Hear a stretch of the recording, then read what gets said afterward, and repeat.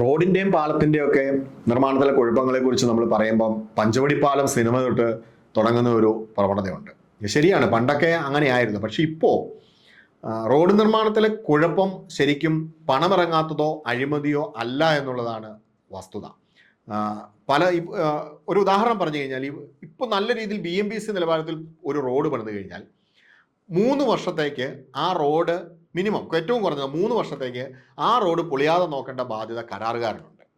പൊളിഞ്ഞു കഴിഞ്ഞാൽ കരാറുകാരൻ്റെ തന്നെ ചെലവിൽ അത് നന്നാക്കി എടുക്കേണ്ടി വരും എന്നുള്ളതാണ് കരാറ്.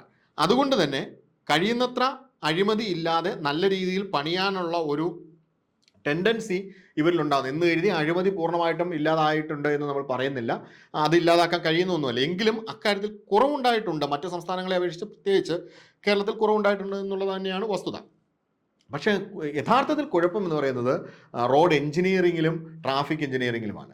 എങ്ങനെ ചെയ്യണം, ഏത് രീതിയിൽ ചെയ്യണം എന്നുള്ളതിനെക്കുറിച്ച് കൃത്യമായൊരു ധാരണ പലയിടത്തും ഇല്ല എന്നുള്ളതാണ് വസ്തുത. അതിനകത്ത് കുറച്ച് പരിമിതികളുണ്ട്. ഉദാഹരണം പറഞ്ഞു കഴിഞ്ഞാൽ, ഒരു 4 മീറ്റർ വീതിയുള്ള ഒരു റോഡ് BMBC നിലവാരത്തിൽ പ്രതലം നന്നാക്കി പണിയാൻ തീരുമാനിക്കുന്നു. അങ്ങനെ റോഡ് പണിത് കഴിയുമ്പോൾ അതിൻ്റെ 2 സൈഡിലും ഓടയുണ്ട്, പേവ്മെൻ്റ് ഇല്ല, നടപ്പാതയില്ല, ഇത്തരം കാര്യങ്ങളൊന്നും നമുക്കില്ല എന്നുള്ളതാണ്. ഈ റോഡിൻ്റെ ഓരം ചേർന്നായിരിക്കും, ബോർഡർ ലൈനോട് ചേർന്നായിരിക്കും ഇലക്ട്രിക് പോസ്റ്റുകൾ നിൽക്കുന്നത്.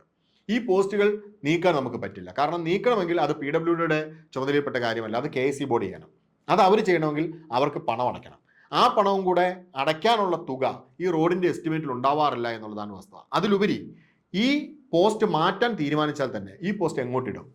തൊട്ടടുത്ത് മതിലായിരിക്കും, റോഡിനോട് ചേർന്ന മതിലായിരിക്കും. അപ്പുറത്തെ പറമ്പിൽ കയറ്റിയിടാൻ അവിടുത്തെ സ്ഥലമുടമസ്ഥ സമ്മതിച്ചെന്ന് വരില്ല. അപ്പോൾ ഈ റോഡിൽ നിന്ന് ഈ പോസ്റ്റ് എങ്ങോട്ട് മാറ്റിയിടും എന്നുള്ള ഒരു പ്രശ്നമുണ്ട്. അപ്പോൾ ഇങ്ങനെ നടപ്പാതകളില്ലാതെയും പേയ്മെൻറ്റുകൾ ആവശ്യത്തിനില്ലാതെയും ഓടകളില്ലാതെയും മറ്റും നമുക്ക് റോഡ് പണിയേണ്ടി വരുന്നതാണ് ഒരു പ്രശ്നം. മറ്റൊന്ന്, റോഡിൻ്റെ എഞ്ചിനീയറിംഗിൽ ഉണ്ടാകുന്ന അല്ലെങ്കിൽ റോഡിൻ്റെ ഡിസൈനിങ്ങിൽ ഉണ്ടാകുന്ന ചില കാര്യങ്ങളാണ്. ഇപ്പോൾ ഉദാഹരണം പറഞ്ഞു കഴിഞ്ഞാൽ, തിരുവനന്തപുരത്ത് സ്മാർട്ട് റോഡ് തന്നെ വീണ്ടും ഞാൻ ഉദാഹരണമായിട്ട് പറയാം. അതിൽ ധാരാളം സീബ്ര ലൈനുകളൊക്കെ വരച്ചിട്ടുണ്ട്. പക്ഷേ ഇത് സാധാരണ ലോജിക്കലി നമ്മൾ ചിന്തിച്ചാൽ അറിയാം, മീഡിയനിന് ഓപ്പണിംഗ് വരുന്ന ഒരു സ്ഥലത്ത് സീബ്ര ലൈൻ വരച്ചു കഴിഞ്ഞാൽ അത് കാൽനട യാത്രക്കാർക്ക് സുഗമമായ യാത്ര സാധ്യമാകുന്ന ഒന്നല്ല. കാരണം പ്രത്യേകിച്ച് 4 വരി പാതയാണ്. ഒരു സൈഡിൽ നിന്ന് ആദ്യത്തെ 2 വരി കാരിയേജ് വേ കടന്ന് മീഡിയൻ്റെ അവിടെ വന്ന് നിന്ന് മറു സൈഡ് നോക്കിയിട്ട് വേണം കാൽനടക്കാരൻ മറുഭാഗത്തേക്ക് കടക്കാൻ. പക്ഷേ ഇവിടെ പറ്റുന്നത് എന്താണെന്ന് ചോദിച്ചാൽ, ഇങ്ങനെ നടന്നു വരുന്ന ഒരാൾക്ക് നിന്ന് സൗകര്യപ്രദമായി നോക്കാനുള്ള സ്ഥലം അവിടെ ഇല്ല. കാരണം അവിടെ മീഡിയൻ ഓപ്പണിംഗ് ആണ്. അതേസമയം ഇതൊരു മീഡിയനിൽ തന്നെയാണ് ഇതിനുള്ള സൗകര്യം ചെയ്തു കൊടുക്കുന്നതെങ്കിൽ ആ പ്രശ്നം വരുന്നില്ല. അങ്ങനെ ചിലയിടത്തുണ്ട്, എല്ലായിടത്തും ഇല്ല. അതും മാത്രമല്ല, മീഡിയൻ ഓപ്പണിംഗ് കൊടുക്കുന്നത് റോഡിലൂടെ കടന്നു വരുന്ന വാഹനത്തിന് വലത്തോട്ട് തിരിയാൻ വേണ്ടിയിട്ടോ വലത്തെ റോഡിലോട്ട് പോകാനോ അല്ലെ U-ടേൺ എടുക്കാനോ വേണ്ടിയിട്ടാണ്. കൃത്യം ആയിട്ടും ഈ വാഹനങ്ങൾ കൊണ്ട് നിർത്തുന്നത് സീബ്ര ലൈനിലായിരിക്കും. അപ്പോൾ ഇതും കാൽനട യാത്രക്കാരനെ സംബന്ധിച്ച് സുഗമമായിട്ടുള്ള സഞ്ചാരത്തിന് തടസ്സം വരുന്നുണ്ട്. ഇത്തരത്തിലുള്ള വളരെ ലളിതമായ കാര്യങ്ങൾ പോലും പരിഗണിക്കാതെയാണ് നമ്മൾ പലപ്പോഴും ഈ റോഡ് മാർക്കിങ്ങുകൾ ഉൾപ്പെടെയുള്ള കാര്യങ്ങൾ ചെയ്യുന്നത് എന്നുള്ളതാണ് വസ്തുത. സിഗ്നൽ സമ്പ്രദായത്തിൽ ഉൾപ്പെടെ ഈ പ്രശ്നങ്ങളുണ്ട്. കാൽനടക്കാർക്ക് ഉൾപ്പെടെ കടന്നു പോകാൻ ആവശ്യമായ സമയം ഈ സിഗ്നലുകളിൽ അനുവദിച്ചിട്ടുണ്ട് എന്ന് ആരും പരിശോധിക്കാറില്ല.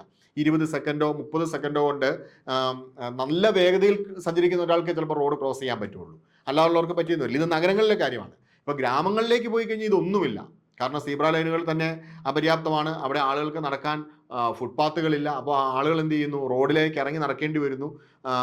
അത്തരം കാര്യങ്ങൾ, ഇത്തരത്തിലുള്ള പ്രശ്നങ്ങൾ പരിഹരിക്കപ്പെടാതെയുള്ള ഈ റോഡ് നിർമ്മാണം, അതാണ് റോഡ് നിർമ്മാണത്തിലെ ഇപ്പോഴുള്ള കുഴപ്പങ്ങൾ എന്ന് നമുക്ക് പറയേണ്ടി വരും. നിലവിൽ നമ്മുടെ നാട്ടിൽ 8 എടുത്താൽ ഇരുചക്ര വാഹനത്തിനും H എടുത്താൽ 4 ചക്ര വാഹനത്തിനും ലൈസൻസ് കിട്ടും എന്നുള്ളതാണ് ഒരു സ്ഥിതിവിശേഷം. അത് മാറേണ്ടതുണ്ട്. കാരണം ഇപ്പോഴും നമ്മുടെ നാട്ടിലുള്ള പലർക്കും റോഡിൽ വണ്ടിയായിട്ട് പോയി കഴിഞ്ഞാൽ ചുവന്നര പാർക്ക് ചെയ്യാൻ അറിഞ്ഞുകൂടാ. എങ്ങനെ പാർക്ക് ചെയ്യണമെന്ന് അറിഞ്ഞുകൂടാ. എവിടെയെങ്കിലും പാർക്ക് ചെയ്യാനൊരു സ്ഥലം കണ്ടാൽ അവിടെ കയറി വെറുതെ പാർക്ക് ചെയ്യും.